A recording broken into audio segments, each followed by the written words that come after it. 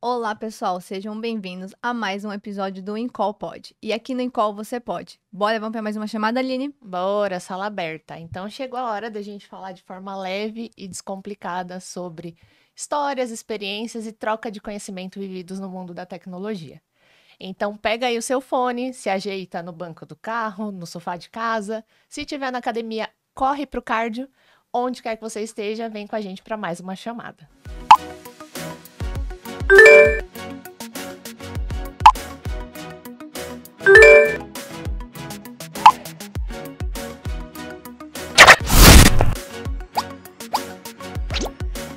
E nosso tema de hoje é construindo um produto de valor.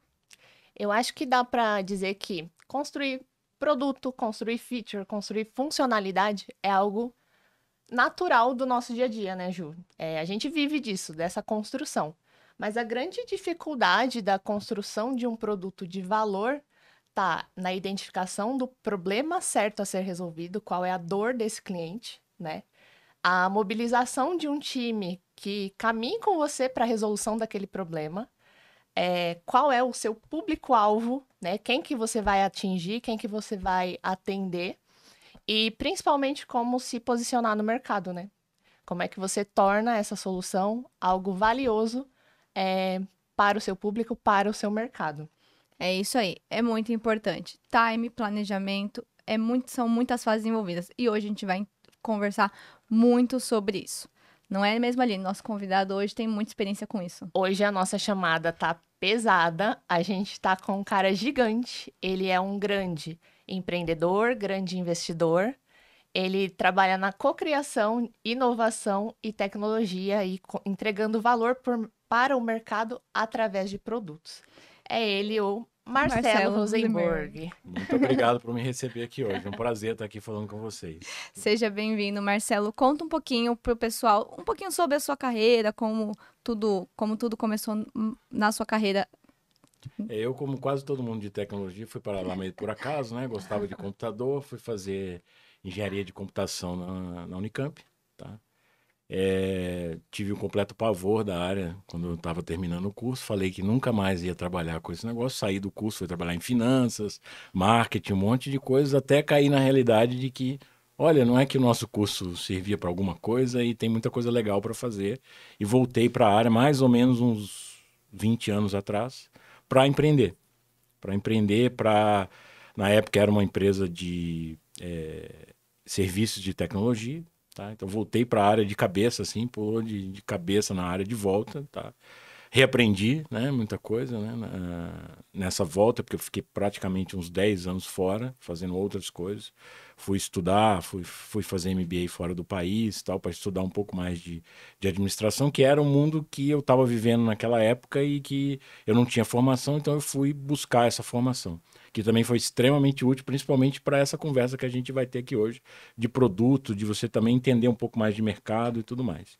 Nessa volta para a TI, a gente ficou lá, eu me juntei com o meu sócio, ele já tinha empresa, eu entrei de sócio. A empresa era bem pequena na época, a gente levou essa empresa, foi uma das empresas que a gente vendeu nesse processo aí, tá?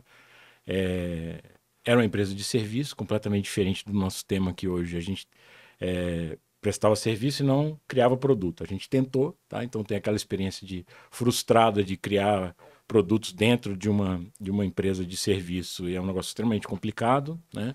E aí, quando a gente saiu, a gente partiu para uma outra jornada que a gente falou, olha, tecnologia a gente, né, prestava muito serviço para banco, pegamos toda a onda de transformação digital que teve no mercado, de criação de apps e automação do trabalho e tal. Então a gente tinha muito conhecimento do que estava acontecendo. Só que na hora que você vai vender produto, você está muito à mercê do que o outro quer, do que precisa. A gente falou, não, eu gostaria de fazer para a gente, né? Tecnologia para mim mesmo, para usar em alguma área. Foi quando a gente começou nesse caminho de criar empresas do zero, startups e tal, e usando a tecnologia como um, uma grande alavanca de crescimento. Tá? Então a primeira foi a P11 e agora a gente está gostando da brincadeira, Desafio. né, do desafio. E a gente criou uma venture que a gente chama de uma Startup Studio. O que é a Startup Studio? A gente conhece bastante de tecnologia, a gente está trazendo pessoas que querem empreender tá? E muitas vezes não tem esse conhecimento do que é empreender, mas conhece um setor, tem alguma ideia bacana. A gente vai desenvolver essa ideia em conjunto, a gente vai aportar tecnologia, algumas vezes investimento também, e vamos abrir essas empresas do zero.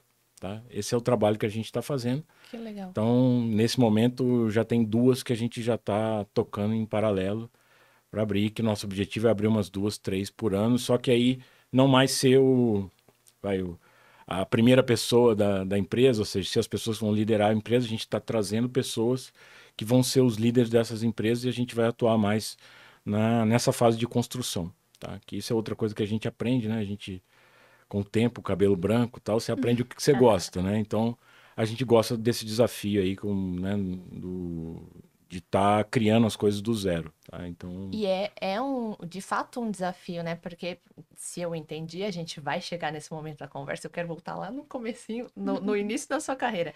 Mas acho que o grande desafio desse novo negócio é identificar o problema que vocês vão resolver através de um novo produto. Exatamente. Acho que essa é a parte mais difícil, que todo mundo acredita saber fazer, mas é onde você começa a esbarrar e você lida ali com muitos nãos, né, de retorno do mercado. Mas vou voltar a perguntar lá para o começo. Vamos lá. Em que momento você entendeu que você tinha esse perfil aí empreendedor e lado produteiro para a construção de uma solução? Eu acho que foi muito mais o contrário. Eu cheguei à conclusão que eu não tinha o perfil corporativo, né? Não me considerava uma pessoa atirada, você empreendedora, arriscada e tal, mas, por outro lado, eu sempre tive uma consciência muito grande da minha carreira, do que eu queria para mim mesmo. Então, quando eu saí da universidade e fui para a área financeira, rapidamente, assim, em 2, 3 anos, eu percebi que assim, ou eu vou voltar para trás, estudar e me dedicar a essa área aqui para ter uma base, para crescer, ou eu tinha uma carreira super bem sucedida naquela área ali, ou ia virar o que a gente chama de produteiro em TI. Eu era o cara de finanças, você é esse cara especialista aqui em fazer esse tipo de coisa que eu estou fazendo, porque a vida me jogou aqui e eu vou seguir aqui, e aquilo para mim me incomodava um pouco. Tá? Então foi quando eu larguei tudo, foi a primeira vez na vida que eu larguei tudo e fui estudar. Né? Peguei todas as economias que eu tinha e fui embora. Fui para os Estados Unidos, fiquei 2 anos, para poder abrir a cabeça. Eu falei, eu não quero ser só aquilo ali. Então, de certa forma, você perguntar para mim, quando que você imaginou que você seria empreendedor? Essa veia já estava lá. Eu sempre, de certa forma, apesar de não me considerar na época, eu já tinha uma cabeça de arriscar bastante desde o início. Então, você só se permitiu. Exatamente, né? Então... E que interessante, foi planejado, né, esse tempo de estudo ali. Você se dedicou para abrir a cabeça, abrir o leque. Isso. E eu fui para lá com uma cabeça, aí no meio do caminho falei, acho que eu vou seguir uma carreira financeira, aí no meio do caminho eu desisti, eu vou para tudo nesses 2 anos fora, estudando bastante. Então, se pegar as matérias que eu fiz, elas foram para lá, foram para cá, até mesmo lá eu tinha uma certa dificuldade de entender. Era a próxima pergunta. O que você foi estudar? Finanças? Eu fui estudar General Management, foi administração geral, apesar de eu ter me dedicado bastante a finanças, tá? Que era a sua linha de negócio. Mas aí focado mais no mercado financeiro, porque eu estava em finanças corporativas, eu me foquei um pouco mais no mercado financeiro. Cheguei à conclusão que aquilo não era para mim no início do 2º ano de curso. E aí eu me dediquei para seguir uma carreira para consultoria de gestão. Fazer estratégia e tal. Foi onde, quando eu voltei para o Brasil, foi o que eu fui me dedicar. Que eu fiquei 2, 3 anos nessa área, fazendo consultoria, tá? Que eu achava que ia ser a melhor coisa do mundo, mas também cheguei à conclusão que não era. E eu acho que são passagens na vida de todo mundo que são importantes, porque você tem alguns sonhos que você fala assim, aquilo ali é tudo que eu quero.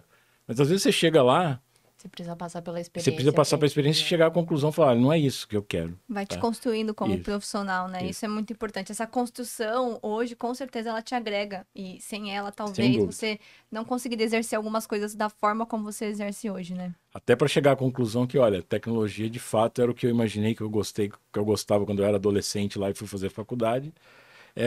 De fato, o que me move, que eu gosto bastante hoje. Mas precisou passar por todas essas coisas para você ter uma certa segurança de poder até afirmar isso para você mesmo. É um pouco da experiência de vida que te leva a chegar àquela conclusão, né? Então, embora a sua base ela tenha sido técnica, você nunca foi aquele cara de codar, você é o cara do negócio. Eu fui codar na última experiência, porque eu não tinha dinheiro, né?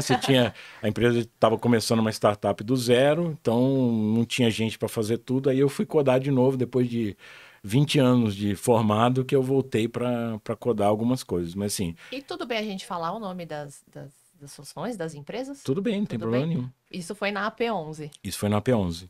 Foi É. logo no início, quando Logo vocês no iniciaram início. o projeto, teve que pôr a mão na massa. Teve que pôr a mão na massa, fazer banco de dados, fazer código, API, tudo isso a gente não tinha gente para fazer, a gente foi fazendo no início, porque não tinha muita certeza de onde a empresa ia. Então, essa é a beleza desse tipo de empresa que, cara, você está testando. Então, na hora do teste não adianta, vou contratar 10 pessoas, meu dinheiro vai acabar em 6 meses e aí? E se não der certo? Então, você entra numa linha de bastante economia e tal, principalmente sendo, no nosso caso, a primeira experiência assim, de produto mesmo. A gente está criando um negócio, principalmente um negócio que era direto ao consumidor.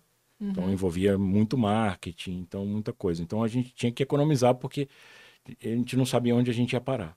É, eu queria voltar agora no... Como é que vocês identificaram que a solução que o AP11 hoje entrega, né? A gente vai chegar no Product Market Fit, mas como é que vocês identificaram o problema a ser trabalhado dentro dessa solução? Ou a oportunidade, né? Ou a oportunidade? Como isso começou? Assim, o processo, assim, quando a gente chegou à conclusão que queria utilizar a tecnologia, montar uma startup em algum setor, né? A gente já tinha passado por diversos setores. A gente estava bastante focado no setor financeiro na época, quando a gente fazia serviço de TI, mas a gente tinha prestado serviço para tudo quanto é tipo de empresa. Então, tinha um conhecimento bastante variado de mercado. Até a minha experiência anterior, eu já tinha passado por produto de consumo, por farmacêutica, por telecomunicações, eu tinha passado por uma série de empresas, né? Banco e tal.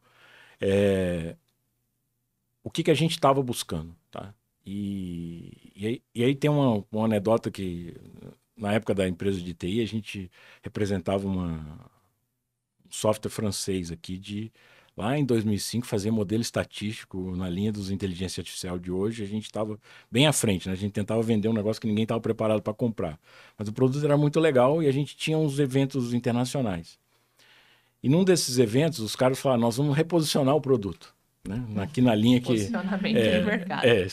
Porque a gente aí fizeram uma matriz lá, né, aquele 2 quadrantes clássico, né, aquele 4 quadrantes ali e tal. A gente descobriu que nesse quadrante aqui não tem ninguém, né? Eu nem me lembro o que tinha em cada quadrante, mas aqui não tem ninguém, né? Então aqui a gente tem um mercado. Aqui tem um mercado não atingido. Aí nessa época tinha um belga, né, que também representava a empresa lá na Bélgica. Ele era uma figura, né? Ele levantou a mão assim e falou assim: mas vocês olharam se tem um mercado dentro do mercado? A pergunta dele foi assim: tem um buraco no mercado. Na verdade é o seguinte, ele falou assim: vocês pesquisaram se tem um mercado dentro do buraco? Porque assim, tem um lugar que não tem ninguém, mas por que será que não tem ninguém? Ele acessou uma parte do coração e da cabeça de vocês que todo mundo começou a se questionar, né? Você não tem ninguém lá porque realmente ninguém viu ou porque realmente não tem negócio ali, tá? Então, por que eu trouxe essa anedota? Quando a gente estava pensando no negócio, a gente estava buscando o quê? Né? Setores grandes, movimentam muito dinheiro, tá? E onde principalmente a tecnologia não tinha criado uma grande ruptura de mercado, tá? Quando a gente começou, isso era 2018, final de 2018. Quando a gente estava começando essa discussão, é uma era que no mercado imobiliário, a única empresa que tinha se destacado, ou começando a se destacar na época, era o Quinto Andar, focado em aluguel, tá? Não tinha mais ninguém, né? Então a gente falou, olha, setor imobiliário, bacana. Dentro do setor imobiliário, de novo, você faz os quadrantes, né?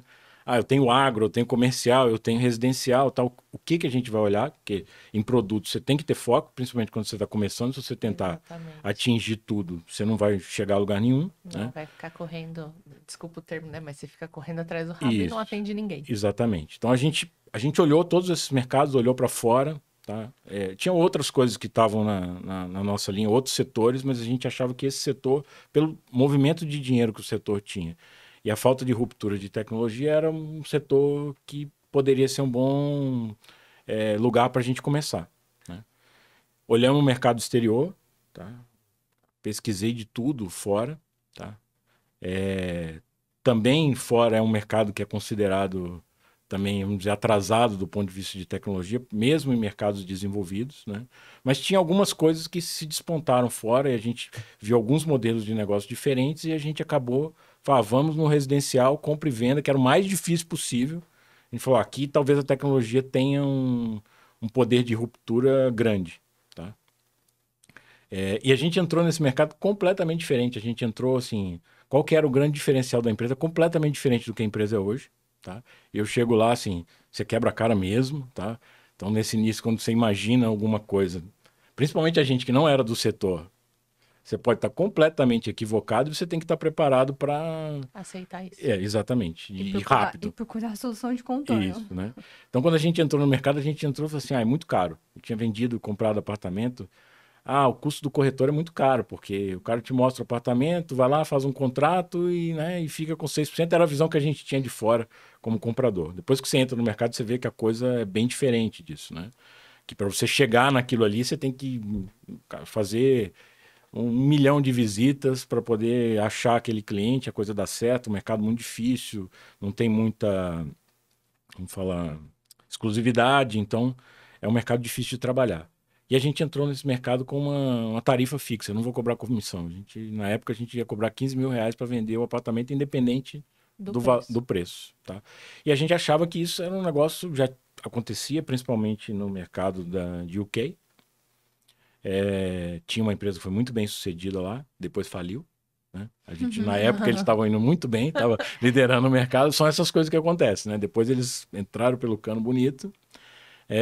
A gente começou com essa pegada aqui, todo mundo falando pra gente, vocês vão brigar com o mercado inteiro, porque tal. De fato, no início, todo mundo ficou bem bravo com a gente, né? Chegaram uns malucos aí de tecnologia que não entendem nada do mercado, né? De fato, a gente não entendia, né? E a gente tentou por esse caminho. Um ano foi importante para a nossa entrada, porque deu uma possibilidade da gente captar bastante imóvel, popular o nosso site, né? Chegar com algum produto que tivesse alguma relevância, né? Mas a gente percebeu rapidamente que a gente tinha que desviar para outro caminho. E a gente partiu para um caminho completamente diferente, mais em linha com o que é a empresa hoje, tá? Mas foi uma virada que aconteceu. E mais em linha com o que é praticado no mercado também? Também, mas o que a gente percebeu? É um mercado que é muito local. E quando eu falo local, não é São Paulo, não é, né, o ABC e tal. É o bairro da Moca. É o bairro ali de Santana. É o preço do metro quadrado da região. O preço ainda você consegue... Tem uma certa lógica o preço, mas assim, a dinâmica do mercado ela é local.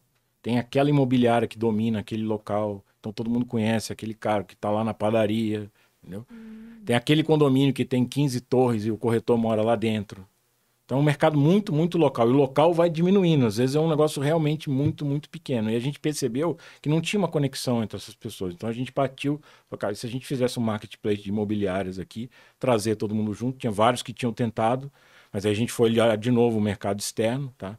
Aí foi a primeira vez que eu fui olhar o mercado chinês, que a gente tem pouquíssima visibilidade. Tinha uma empresa super bem sucedida fazendo isso na China, tá? E aí a gente usou alguns desses benchmarks, que é muito importante quando você está falando de produto. Falei, cara, quem está fazendo? O nosso mercado, em alguns setores, está bem atrasado, então a gente tem a vantagem de que o Brasil não é para amadores, né? Então pouca gente entra, demora para entrar. O fato da gente estar aqui, a gente tem algumas possibilidades que é diferente que se estivesse nos Estados Unidos, você tem que realmente ter um negócio completamente inovador para ser um troço diferente. Aqui você tem a possibilidade de usar algumas ideias que você vê por aí e aplicar aqui também, que é uma boa entrada, muitas vezes, para produto, tá? Então, a gente deu essa virada na empresa e aí a coisa começou a andar melhor. E é essencial, né, essa questão da pesquisa. Não adianta a gente entrar na resolutiva de um problema, né, no entendimento desse problema e achar que os nossos insights, os nossos sentimentos são verdade, né? Esse processo de pesquisa, ele é extremamente importante e valioso, e a gente tem que tomar bastante cuidado para não enviesar. E aí você falou que você pesquisou no mercado exterior, foi parar até na China. Como é que você estrutura essa questão de pesquisa? Você falou bastante que você conduziu, né? Você fez, você foi olhar. Como é que você faz esse tipo de pesquisa? Como é que você estrutura? Bom, hoje em dia está tudo muito disponível, né? Com exceção da China, que assim, a gente tem pouquíssima informação, é um fato, né? Se tiver algum, eu aconselho as pessoas, se você viu alguma coisa na China que te interessou, troca de browser, troca de buscador, falando sério. Se o Google não tem nada. Tá? O Google não indexa a China direito, então eu fui fazer busca no Baidu, tal, para poder entender o que estava acontecendo lá. Mas assim, hoje você tem muita coisa disponível. Os eventos fora também são muito úteis, tá? Por exemplo, agora um dos setores que nos interessa é biotecnologia, tá? Que é um outro assunto, acho que assim, é um outro assunto completamente diferente, A né? gente vai fazer um novo episódio sobre biotecnologia. Aí vocês podem trazer o Léo, meu sócio, que ele é o que está mais focado nesse assunto, mas a gente foi para um evento fora. A gente foi para um evento no Vale do Silício para poder entender um pouco o que está acontecendo fora daqui, tá? Então, tem alguns setores que são muito embrionários, que aí realmente você tem que dar as caras em algumas coisas para poder entender melhor. Mas hoje a pesquisa ela é muito mais de internet mesmo. Mas qual que é o risco que você tem quando você sai fazendo uma pesquisa dessa de produto? É você se perder em ficar buscando um monte de detalhe, tá?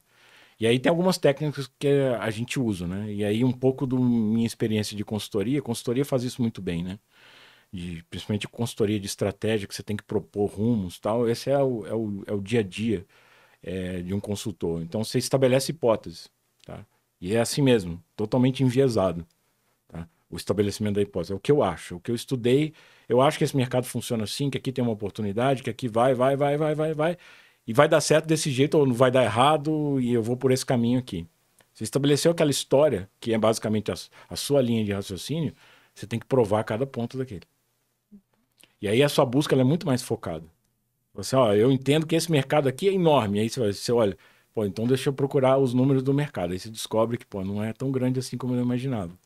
E aí você vai ajustando a sua linha de raciocínio, daquele de cabeça aberta. Assim, eu comecei enviesado, mas eu tenho que me provar. O que eu enviesei, eu tenho que provar que eu estou certo ou errado. E na hora que eu estou errado, eu vou revisando essa linha de negócio. Como se você fosse preparar um material para provar para alguém as suas hipóteses. Isso, exatamente. O que você vai ter que fazer, tá? Como quando você está Sim. falando de produto, é inevitável que você vai ter que provar o seu negócio. Se estiver dentro de uma empresa, você vai ter que mostrar para a diretoria que tem uma oportunidade de negócio. Se você estiver como eu fazendo uma startup, algum dia você vai ter que buscar investidor, né?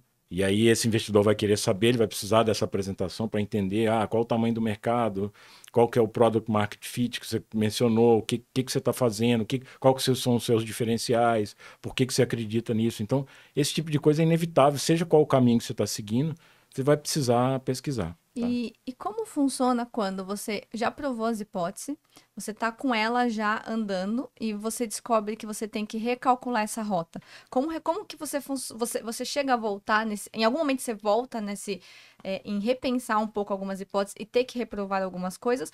Ou não, automaticamente esse curso já vai seguindo e acaba sendo muito automático? Bom, primeiro assim, você vai para o quartinho escuro, chora, né? Porque não tem jeito, né? Porque é duro quando você bate na frente e fala, cara, não vai dar certo, você fez um monte de investimento. Não é fácil, tá? Quando você está numa empresa, você tem que abandonar isso eu já fiz várias vezes na empresa de TI, falar, vamos tentar montar um produto aqui, não deu certo. Você abandona, você olha e fala, um monte de esforço, foi pro ralo, mas assim, é parte do negócio, né? Eu diria que depende, tá? De voltar para trás e olhar o que você viu, assim. Não adianta também você ficar se remoendo, é muito mais por um aprendizado interno. Normalmente você sabe, tá? Você sabe o que te guiou para aquela decisão e o que aconteceu que estava errado versus o que você pensou. Por exemplo, esse negócio da comissão fixa, assim, eu sei perfeitamente o que estava errado nas minhas hipóteses financeiras. Quando a gente começou a operar, a gente viu que a coisa não funcionava exatamente da forma que a gente imaginou, tá?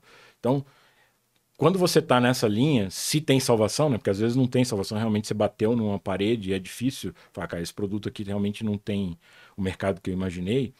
Mas quando tem salvação, e muitas vezes tem, na maior parte das vezes você consegue dar um desvio e chegar em algum lugar, é muito mais você olhar para frente e falar, de novo, quais são as hipóteses que eu tenho, eu posso ir para lá, posso ir para cá, e você volta no mesmo exercício que você fez antes para tentar alterar o rumo, entendeu? Mas não é um exercício fácil, não é uma situação legal de você estar. Falar, tinha uma hipótese que não deu certo. Né? Mexe um pouco com a frustração. E aí, assim, tem que lidar com essa frustração para que você volte, para que você recalcule a rota. Se você se frustrar e ficar ali, talvez você não consiga fazer esse recálculo da rota. Eu acho que é o mais difícil. Em algum momento você já lidou com essa situação em que você se viu sem caminho ou não? Até então, todas as vezes que talvez aconteceu isso ou não aconteceu, você conseguiu ter uma rota? Não, já abandonei produto mais de uma vez. Mais de uma vez, assim. E por diversos motivos, né? Por exemplo, a gente, né, teve um produto na época da empresa de TI que era focado em governo. Cara, tinha um mega potencial de negócio, que a gente focava muito em otimização de processo. A gente olhava, cara, o governo é um mar de oportunidade, né? Só que na hora que você começa a trabalhar com o governo, sem ter tido a experiência antes, você bate em todos os problemas que a gente conhece, tá? Chega um momento que você fala assim, olha, eu ir por esse caminho vai significar uma coisa que não era bem o que eu imaginava que eu precisava fazer.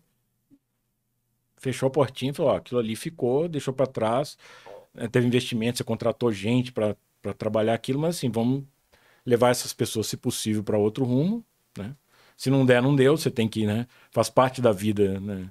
Você também, gente, ó, não deu, vamos fechar as portinhas aqui, cada um vai procurar o seu rumo, porque é super frustrante, mas já aconteceu mais de uma vez. E assim, eu diria que nesse caminho de produto, talvez seja a coisa mais difícil, das decisões mais difíceis que você tem. Você tem que errar rápido, tá? Que é muito parte desse negócio de produto, cara. Como que eu acelero, né? O mundo hoje virou muito também, tá uma certa moda desse negócio de MVP, todo mundo fala de MVP, que tem que ser rapidinho também, né?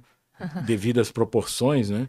Mas a história de você chegar rápido num produto e testar o mercado é muito importante. Então, mas muitas vezes que a pessoa ela chega lá, testa o mercado, não deu muito bem, mas vamos assim mesmo. Então, ali você tem que ajustar e se você achar que não dá, essa é a decisão mais importante. Onde que né, qual o momento que eu puxo o plug?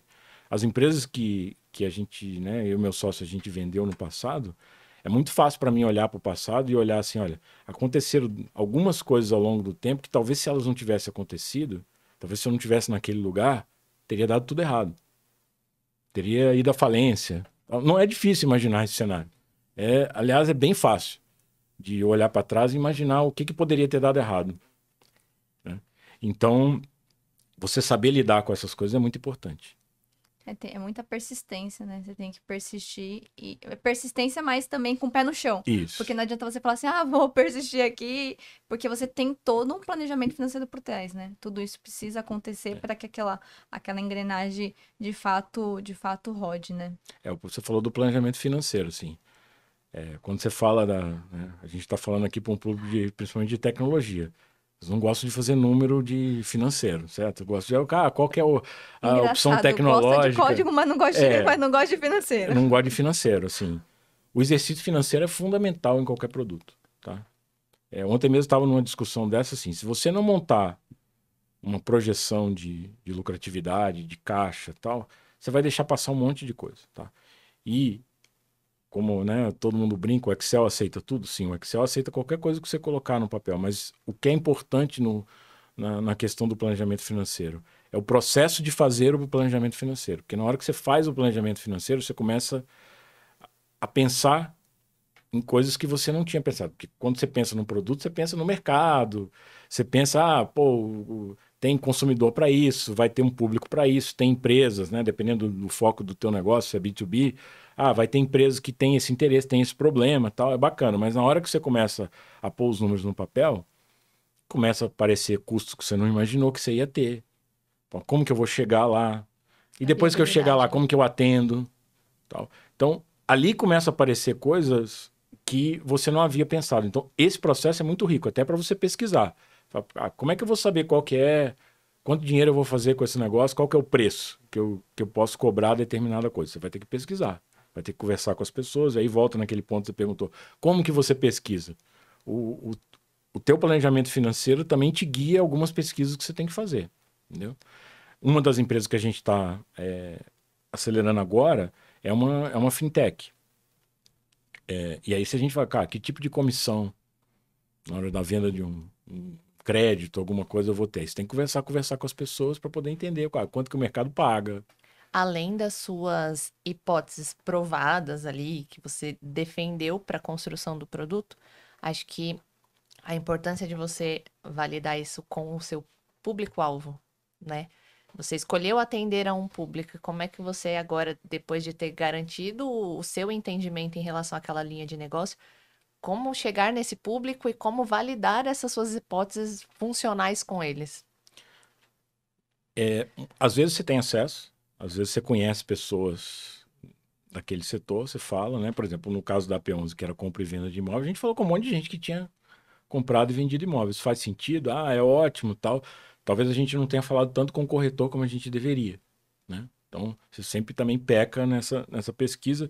Tem um pouco também de quanto tempo você vai ficar lidando com pesquisa, entendendo um pouco o teu produto e ficar segurando a tua empresa para chegar no mercado, né? A definição também, acho que do fim da pesquisa, ela é importante, né? Senão você vira um eterno pesquisador e não entrega nada. Você precisa traçar uma linha limite ali. Eu vou até aqui e vou começar a entregar, né? Isso consome tempo, né? Consome tempo, e tempo também, querendo ou não, é financeiro, porque tempo é dinheiro, né, gente? As pessoas hoje, acho que elas talvez não reflitam muito sobre isso, né? Que tempo realmente faz parte do seu planejamento financeiro, E né? em produto, com certeza. Quanto mais tempo você leva para construir, é menos tempo de receita, você tem menos tempo, teoricamente, para fazer um certo retorno do investimento que foi feito ali. Porque na hora que você começa aquilo ali, você está gastando seu tempo, né? Você poderia estar gastando em outro lugar, você está trazendo gente para te ajudar a estruturar o produto, tudo aquilo é gasto. Então, quanto menos pré-operacional você tiver, na história do MVP lá, quanto mais rápido você chegar no mercado, mais rápido você vai ter os insights que de fato você precisa. Porque por mais que você converse, é muito diferente na hora que você põe a cara no mercado e começa a ver as coisas acontecerem de fato. Então, dar a cara no mercado é a sua pesquisa mor, entendeu? Você tem que chegar lá o mais rápido possível, tá? Então, esse trabalho que a gente está fazendo agora, o que a gente está montando? A gente está montando um chassi para acelerar o pré-operacional. Eu quero chegar no mercado, a P11, por exemplo, demorou 6 meses. Do momento que a gente definiu o mercado, assim, vamos entrar, até estar no mercado de fato, demorou 6 meses. E era uma imobiliária que, quando a gente pôs o site no ar, não tinha nenhum imóvel para vender. A gente vendia imóvel, mas não tinha nenhum imóvel para vender. Então a gente era bem cara de pau, assim. A gente começou a pôr o site no ar, né? Na época a busca de imóvel nem funcionava no site. Não tinha base, né? Não tinha base nenhuma. Até a gente falou, põe no ar. Porque Só no mock. Para que busca? Não tem imóvel mesmo, né? Então vamos para frente, né? Então, pausa, eu preciso pegar um gancho nisso. Cara, que interessante. Em 6 meses foi o tempo que vocês levaram para a construção do MVP. E como é que vocês... Acho que é importante a gente falar o que é, né, o MVP. Não sei se é claro para todo mundo que tá ouvindo. O que é o MVP e como definir o que vai compor o seu MVP. Né? Porque as pessoas falam usam muito aquele cardzinho, né, do skate. Aí o skate virou um patinete que foi evoluindo até virar lá um caminhãozinho, né? Ele sair produzindo desde a primeira entrega, da primeira sprint. Mas na hora que a gente leva isso para a prática, eu acho que MVP é aquilo que a gente tem condição de colocar na prateleira e oferecer para o mercado. Eu tenho aqui um produto, né? Então, como é que você idealizou isso, por exemplo, na P11? Vamos no case da P11. Isso. Se tiver outros também, manda ver. Vamos lá. É um dilema, né? Assim, esse conceito de MVP, de minimum value product, né? Que é um conceito que surgiu muito forte nesse mundo de startups, né? O cara do livro lá do Lean Startup, que é Startup Enxuta, foi o cara que fez popularizar esse conceito, né? Então ele cita exemplos até daquele, vou fazer um determinado produto, você põe só um hot site no ar e por trás o cara preenche um formulário e a gente processa na mão aqui o formulário. Então, assim, muitas vezes assim, ele não tinha o produto, ele punha propaganda do produto só para receber a ligação e para ver se aquilo gerou interesse. Você gera uma certa frustração, né? Você fala, o cara vai me ligar pedindo, fala, não posso te entregar, mas você está testando um conceito, né? Então, essa definição, depende muito do que em que ponto do teste você está. Tá? Na verdade, assim, no caso da AP11, a gente já tinha decidido entrar no mercado. Tá? Então, eu não queria fazer um MVP só para receber uma ligação e ver se o cara se interessou por comprar um determinado imóvel. Não vou pôr imóvel fake no ar e ver se o cara me liga para ver. Não era esse o nosso objetivo. A gente queria testar a história da comissão fixa. Tá? Só que a gente achava que, para um proprietário, né, a gente conversou com alguns na época, para pôr um imóvel conosco, minimamente eu tinha que ter um site para o cara olhar, a gente ter lá qual que era a nossa proposta de valor e o cara engraçado, né? aceitar isso. Né? Então, a necessidade da época era entender que tinha credibilidade na P11. Não estou Isso. falando com um corretor informal. Ele trabalha aqui nessa empresa. Então, para isso, a gente precisava ter um site decente, bem desenhado, tal, para começar. Tá? A gente achava, todo o nosso modelo era baseado em volume. Tá? E aí é o que você quer com o seu produto. Né? A gente já estava numa fase da vida que não me interessava, cara, eu não vou entrar aqui para vender um imóvel por mês ou algo do tipo. Eu vou entrar nisso aqui para realmente tentar romper alguma coisa. Era a nossa hipótese. Tá? Então, eu já tinha que preparar a tecnologia para uma certa escala. Tá? Porque a gente ia entrar de qualquer forma. Tá? Se você não sabe qual é a escala, talvez faça sentido. Cara, não vou ficar aqui desenhando banco de dados ou desenhando uma entrada de dados super robusta e tal. Não. Eu posso começar com um negócio mais simples, depois se precisar a gente joga fora e faz outro. Que aliás, é um conceito em produto que você tem que sempre ter. Né? Nesse negócio de MVP, você tem que ter na cabeça que você pode ter que jogar fora.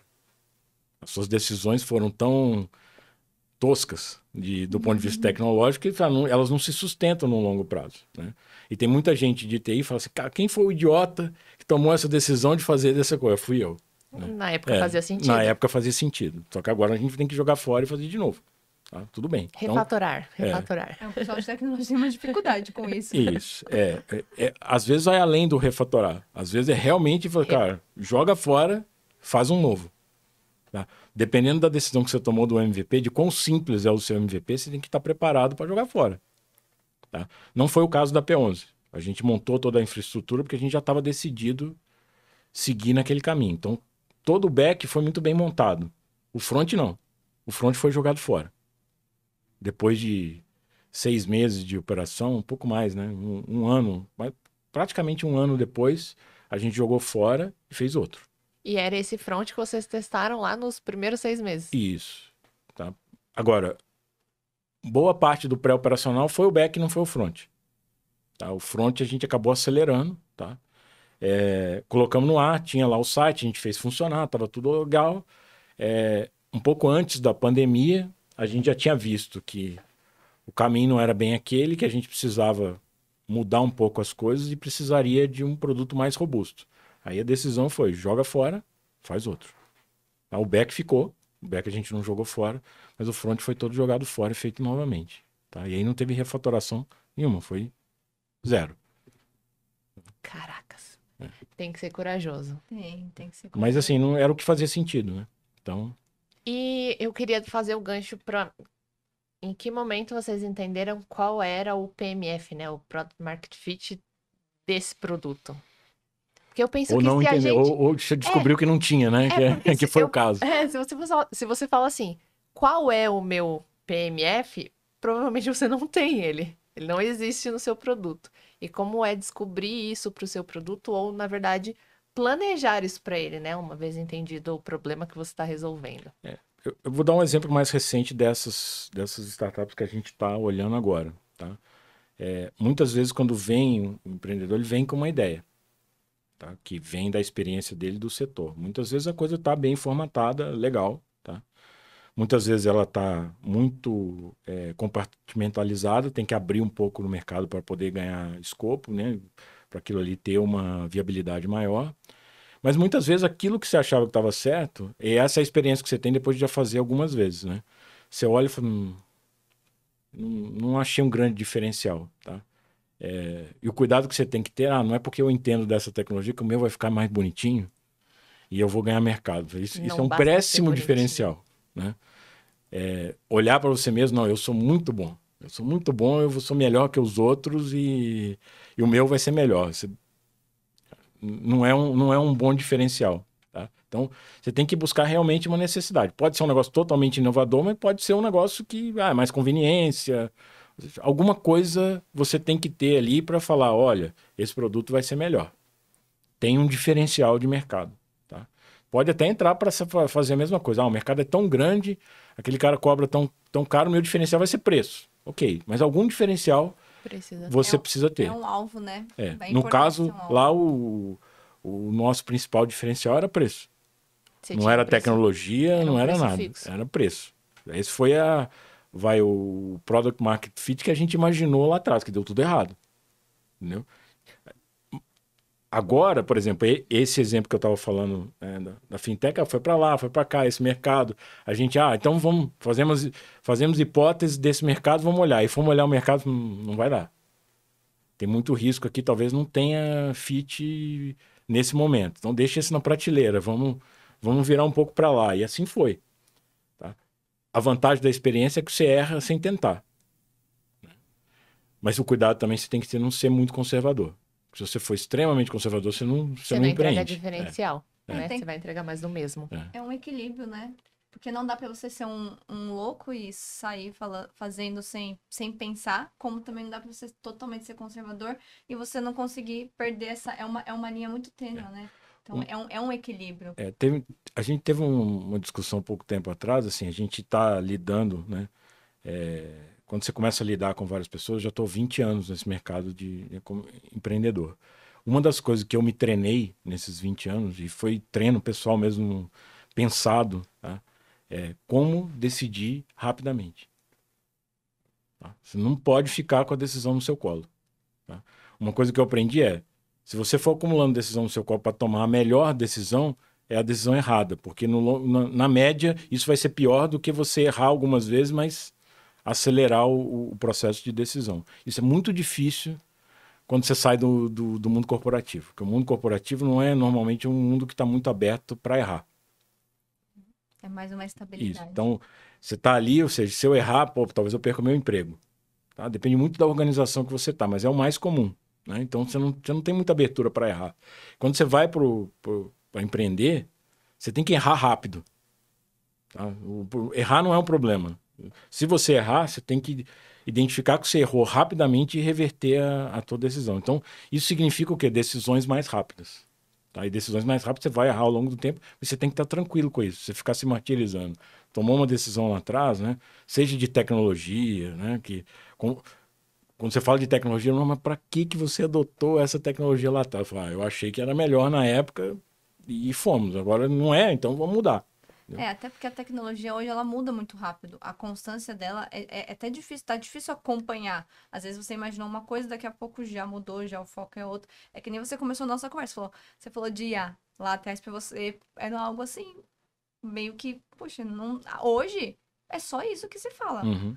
Você olha, parece que... Se fala muito, ainda se faz pouco, né? Mas, também. Concordo. Mas é algo ainda muito obscuro também, mas que cada vez mais tá ganhando seu espaço. Então, antes ela era falada e ignorada praticamente. Hoje as pessoas falam, opa, ela existe. Mas também ela tem muito ainda...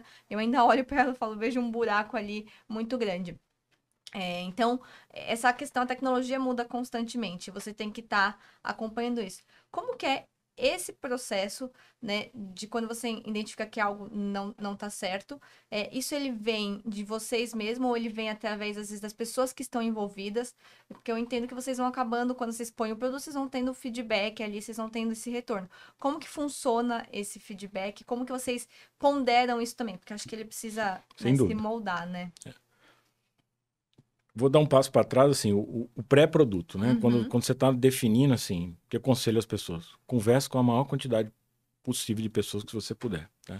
As pessoas normalmente são muito reticentes, porque eu tive uma ideia, a ideia é minha, se eu sair conversando com todo mundo, alguém vai roubar a minha ideia. Esquece. Né? Executar é a parte mais difícil. Então, assim, pode acontecer? Pode. Você também tem que tomar os devidos cuidados. Você vai conversar com o cara que já está no setor e é um possível concorrente? Talvez não. Né? Mas, assim, ao seu redor, amigos, gente que conhece o setor, converse com a maior quantidade de pessoas possíveis que você puder, né? Que você acha que são relevantes para aquela ideia que você teve, assim. Na minha experiência, ninguém nunca roubou uma ideia minha. Tá? Eu converso com um monte de gente. Tá, o que você acha? Às vezes, gente que está no mercado mesmo, E as pessoas falam, querem te ajudar, ou seja, tem interesse legítimo de discutir. Todo mundo gosta de discutir uma ideia nova e dar palpite e tal. Então, no pré, converse com com a maior quantidade possível de pessoas, né? E escute, né? Porque muitas vezes você escuta algumas coisas e você fala, vamos ponderar, tá?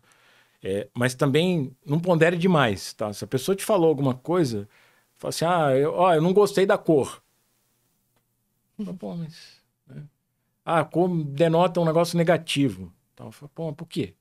Sempre se faça a pergunta, por que que a pessoa teve essa impressão? Porque se ela teve essa impressão, tem alguma coisa ali que está dando aquela impressão. Eu dei um exemplo super simples, tá? Mas, assim, acontece com outras coisas. Então, assim, tente entender o porquê que a pessoa chegou naquela conclusão. Porque se aquela pessoa chegou naquela conclusão, talvez outros cheguem também e te atrapalhem.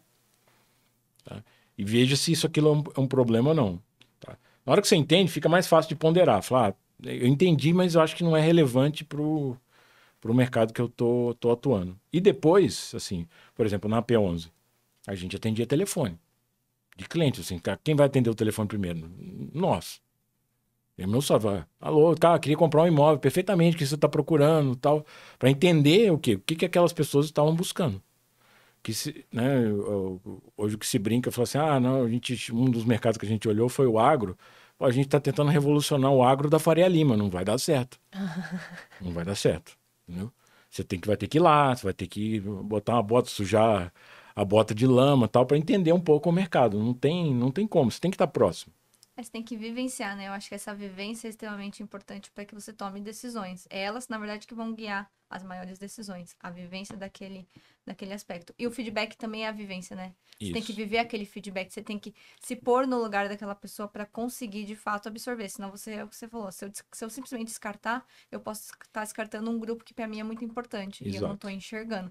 E às vezes são coisas assim, porque esse negócio de cor parece coisa assim, parece bobagem. Você fala assim, nossa, mas é uma cor, é só uma cor. Mas são essas coisas mais simples, às vezes, que também fazem parte do feedback e afetam toda a experiência. Não é só o complexo, né? Eu acho que tem os dois lados, né? Então, muito, muito bacana que você... Entender por quê. Deu errado alguma coisa? Lá no início, lá que a gente estava falando de imóvel. Deu errado a venda, mas por quê? Só que não dá pra gente conversar com a pessoa para entender não gostei disso, tive um problema aqui, não, eu tô buscando outra coisa. Aí você entender como que eu poderia ter feito as coisas diferentes e atendido essa pessoa. Tá? Então, ter essa visão de quem está na sua frente, de conversar com essas pessoas, eu acho que para produto é fundamental. Tá? Você tem alguém do outro lado.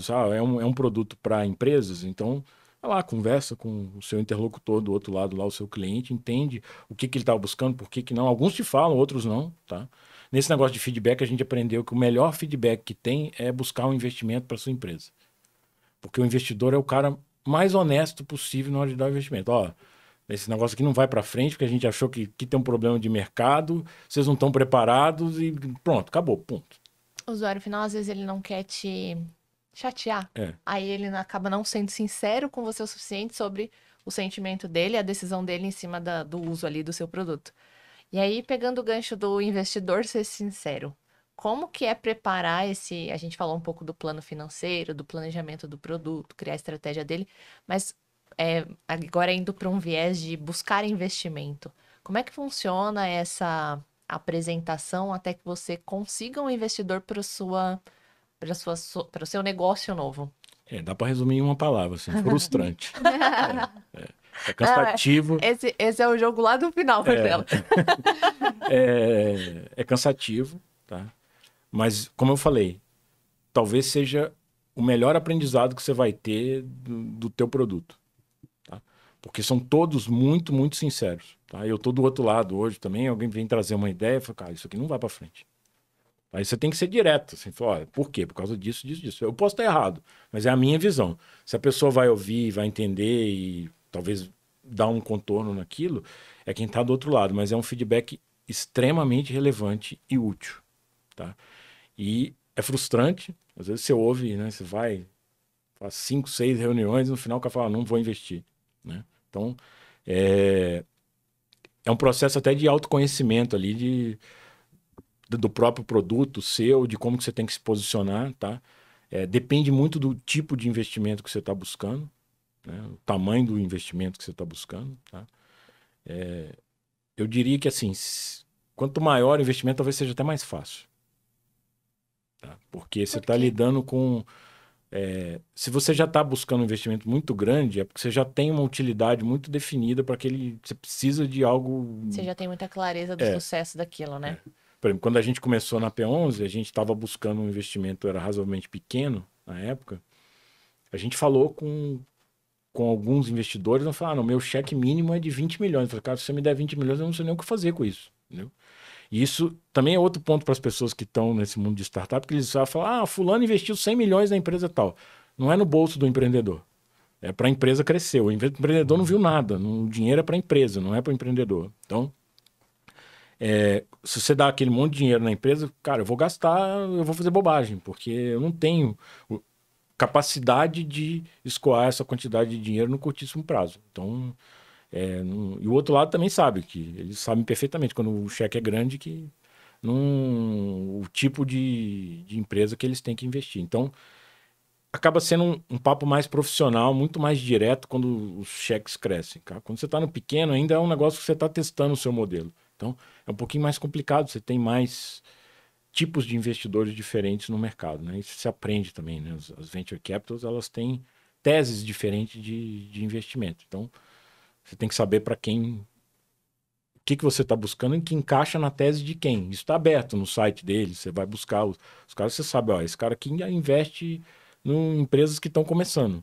O outro lá não, esse aqui já está buscando investimentos maiores. Então não adianta eu ir lá porque a minha tese não serve para ele, entendeu?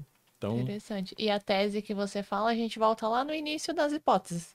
Você vai lá e você vai defender aquelas ideias que isso, você vai ter um você plano financeiro. junto do... Para viabilizar aquele plano financeiro, você tem um cálculo de quanto caixa você vai precisar e você vai buscar esse caixa. Por X% da empresa, que aí é o valuation, que né, como a empresa está muito na fase inicial, é muito mais uma coisa comparativa de mercado do que aquela teoria clássica de mercado. Vou fazer um cash flow e vou trazer valor presente, aquilo vai dar um valor. Assim, nesse início de empresa, é muito mais a percepção de onde aquilo pode chegar, a capacidade do empreendedor. Tá? É o que faz mais diferença. Assim, nunca empreendi. Aí você vai ter uma certa dificuldade de conseguir o seu primeiro cheque, porque provavelmente você vai ter que juntar um dinheiro seu aí, começar a mostrar que o negócio tem valor para conseguir o cheque, porque ele vai olhar qual a sua capacidade de levar isso aqui para o próximo nível. Tá? Então, o que a gente viu, por o exemplo... risco, né? O risco do investimento dele. Quando você já faz mais de uma vez, foi o nosso caso, bem sucedido, é mais fácil. Você vai, quem são os caras? Já fizeram mais de uma vez, tal. Então, você já entra pela porta da frente. Você tem cases para mostrar e garantir que você tá já naquela empreitada, né? Então, Isso. você começa a ter cases para trazer isso.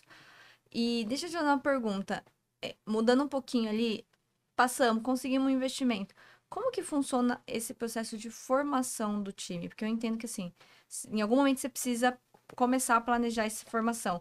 Em que momento geralmente isso acontece? Ele acaba acontecendo às vezes até antes do investimento, ou ele não tem um time correto, ele vai acontecendo gradativamente. Como que funciona esse processo de formar um time? Bom, antes do investimento, às vezes é difícil porque você não tem dinheiro para formar o time, né? Então, é um processo assim. Aí eu acho que independe de produto. Às vezes você está em empresa de serviço também, você está crescendo, a decisão difícil que você tem assim, cara, como que eu cresço a senioridade do meu time mais do que crescer? Porque se cresce o time lateralmente, uma hora você vai se perder. Nem né? sei se isso é bom. Tenho opiniões formadas Pois a é, respeito. assim, em consultoria a gente tinha uma regra do 10-1. Você consegue gerenciar 10, né? Então, quando você olhava, você não sabia o setor, tinha aquele monte de gente, se o cara está gerenciando mais de 10, normalmente tem um problema. A não ser que a coisa seja muito operacional, dificilmente você vai... Se não é tão operacional, dificilmente você vai conseguir gerenciar mais do que 10 pessoas. Então, se você começar a crescer lateralmente, você tem um problema. E o empreendedor tem muito essa cabeça. Você segura o dinheiro, você tem o caixa apertado, então você vai contratando gente, mas onde eu contrato um gerente, um supervisor, alguma coisa, né? Um diretor, que ainda é uma decisão ainda mais maluca para quem está ali empreendendo, né? Isso a gente aprendeu da pior forma possível, né? Porque você está perdendo todos os cabelos, aí você descobre que eu deveria ter, há um ano atrás, tomado uma decisão diferente e contratado alguém. Então, formação do time é um balanço, obviamente, entre o dinheiro e muitas vezes você vai trazer a pessoa, você vai apertar o seu caixa, mas aquela pessoa tem uma capacidade de te gerar um crescimento ali que talvez a receita venha. Então, é um balanço difícil, tá? E aí também você se cercar de pessoas que estão fora do teu métier. Por exemplo, a gente fez isso na P11 bem cedo. A gente montou um conselho, a gente, né, fez uma rodada pequena de investimento, não com o objetivo do dinheiro em si, mas de ter pessoas qualificadas que não estão na operação e que a gente pudesse uma vez por mês fazer uma reunião. Falar, tô pensando nessa ideia. Várias vezes nessa reunião eu falo, vocês estão malucos. Isso aí não vai dar certo. Ou às vezes a gente falava alguma coisa que a gente não ia seguir adiante. Ele falou, não, mas esse negócio que vocês falaram aí eu acho sensacional. Por que vocês estão abandonando essa ideia? Então, Que interessante, cara. trazer gente de fora para estar dando uma reciclada e falando que você é maluco, ou que você está sendo conservador, ou que você está acelerando demais, é importante. Obviamente, de novo, você tem que também, é você que está na frente, você tem que ponderar também. Falar assim, ele também não está vendo tudo. Mas é extremamente rico você ter esse envolvimento. Sozinho, principalmente quem empreende sozinho, é muito, muito difícil. Tá? Eu sempre tive essa grande vantagem de estar em dois. E dois com cabeças diferentes, complementares. Porque todo mundo fala assim, meu sócio tem que ser o cara que pensa igual a mim. Pé, errado. Né? Vocês vão cometer os mesmos erros. Exato. Então, se tiver dois que pensam diferente, é ótimo. Agora, tendo respeito, obviamente, um respeitando a opinião do outro e indo. Porque um é mais conservador, o outro é mais atirado, um foca mais numa coisa, o outro em outra. E aí vai. Tá? E se você está sozinho, trazer esse conceito aí de um conselho. Conselho é uma palavra meio pesada, mas assim, um family and friends, alguém que possa falar que você está errado, que tenha liberdade para isso, é muito interessante. É um negócio que ajuda bastante. Facilita o processo. De aprendizado do que está acontecendo. Tá? Eu tenho muitas perguntas, mas eu não sei como estamos de tempo, Juliana. Estamos chegando pro final. Tamo. Tá, eu tenho mais uma então pra gente ir. Isso, antes do Como a gente encerramento. pegou o ciclo de vida da construção do produto, né? A gente começou lá na pesquisa, na ideação. E a decisão a gente chama de sunset, né? Para não dizer que o produto vai morrer ou que a gente vai descontinuar. Você já passou por esse processo? Não do abandono das ideias, mas de um produto que teve sucesso, né? Atingiu um crescimento bacana e aí de repente você viu que ele começou a cair em desuso. Já tem outras coisas no mercado que estão substituindo ele. Olha, pessoalmente, eu nunca tomei essa decisão de um negócio que foi assim, não que deu super certo e a gente abandonou, assim. Na época de serviço, por exemplo, de TI, assim, a gente tirou foco de algumas linhas de produto que eram super bem sucedidas, mas a gente via que o mercado não estava indo naquela direção. Tinha prazo de validade, né? Isso. Então, assim, vira o que o mercado de administração chama de cash call, que é assim, aquilo ali está dando dinheiro, mas não vai crescer. Vai ficar dando dinheiro ali, então, se você quiser crescer, você tem que ir para outro caminho, tá? Isso aconteceu mais em produto de serviço do que produto mesmo de tirar do mercado alguma coisa. Isso eu nunca passei. Mas você, de novo, tudo que a gente está falando de ter gente comentando com você o que está acontecendo e tal, você ter essas viradas ou abrir linhas paralelas de negócio, tá? Tudo é muito dependente do que é essa linha paralela. É um negócio completamente diferente do seu. Acho que o mais difícil é quando o próximo negócio canibaliza o anterior. Essa é a decisão mais difícil de negócio, porque essa dificilmente você vai conseguir tomar. Tem muita literatura em administração falando disso. Inclusive, as empresas que passaram por isso, as únicas que foram bem-sucedidas, eles montaram outra empresa. Cara, eu vou montar outra empresa para tocar esse produto, porque aqui dentro vai ter um conflito de interesse tão grande que eu não vou conseguir fazer. Então é preferível... Cara, eu sou sócio daquela empresa lá, mas toca aí, eu não quero nem saber o que vocês estão fazendo, porque é a única chance disso dar certo. Então, depende muito da situação. Na linha de serviço era muito mais focar em outras coisas. Então a gente estava na linha A aqui, prestando um determinado serviço, que a gente via que não ia crescer, o mercado estava indo para o outro lado, eu falei, vou investir e entrar naquela linha de produto também, trazer gente que entenda daquilo, tal, montar outras linhas de serviço. Isso sim. Mas é uma constante de novo, ouvir, perceber, ouvir os clientes, entender o que está acontecendo no mercado, tá envolvido no mercado, nas associações, nos eventos, ver o que os caras estão fazendo, de cabeça aberta também, porque às vezes você vê uma ideia e fala, isso aí é maluquice. Para pensar se é maluquice mesmo, se tem alguma chance desse negócio dar certo. Tá? Anota a maluquice, daqui 2 semanas, lê ela de novo e vamos ver o que você acha. Cara, super interessante. Eu queria continuar aqui mais umas 3 horas. Eu tenho perguntas, queria falar de crescimento de produto, queria falar de marketing. Acho que você tem todas essas experiências, né? Mas eu acho que a Juliana não vai deixar. A gente vai ter que fazer um próximo episódio. A gente precisa seguir, né, Ju? É isso aí, a gente faz um outro episódio, traz o seu sócio, porque é muito legal a gente ter 2 pessoas ali, saber Ainda a mais vocês cabeça sabendo agora que a diferente. gente não não tem a mesma cabeça, então vocês vão ouvir Imagina. outra opinião. A gente vai gerar um debate. É. Muito Bom, bom. mas a gente tá chegando pro encerramento e agora a gente vai fazer aquele bate-bola. São perguntinhas rápidas ali pra gente encerrar e deixar uma mensagem ali pro nosso público, tá bom? Vamos lá? Bora. Pode começar, você? Defina em uma palavra como é construir um produto de valor. Gratificante. Achei que ele ia falar desafiador. Ó.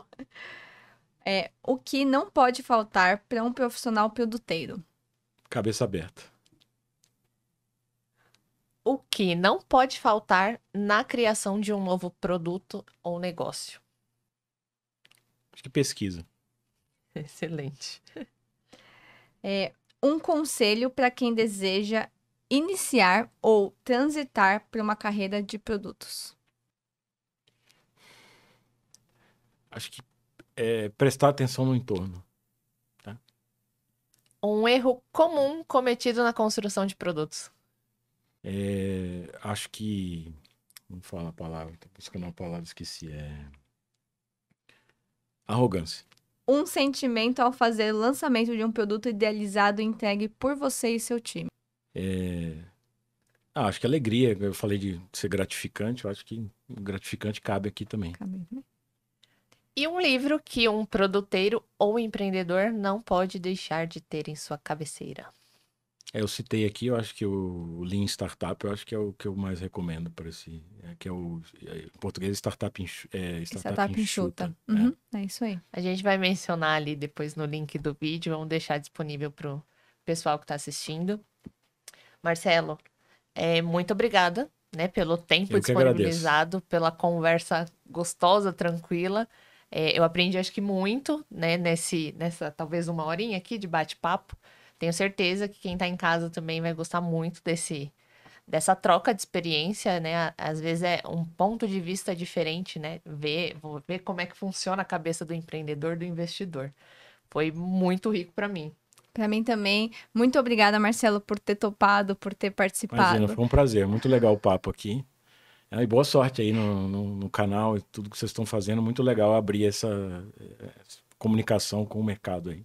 Muito e legal. a gente depois quer episódios para falar da nova empresa. Vamos lá. É isso aí. E aí, o pessoal fica ligado lá e bater na porta do Marcelo para ele investir no negócio de vocês, gente. Bom, gente, a isso. gente chegou no final de mais um episódio. Muito obrigada, espero que vocês tenham gostado. Não esqueçam de se inscrever no canal, dar um likezinho pra gente, ativa o sininho para receber e fica ligado aqui nos próximos episódios. Tá bom? Tchau, Até tchau. a próxima. Tchau.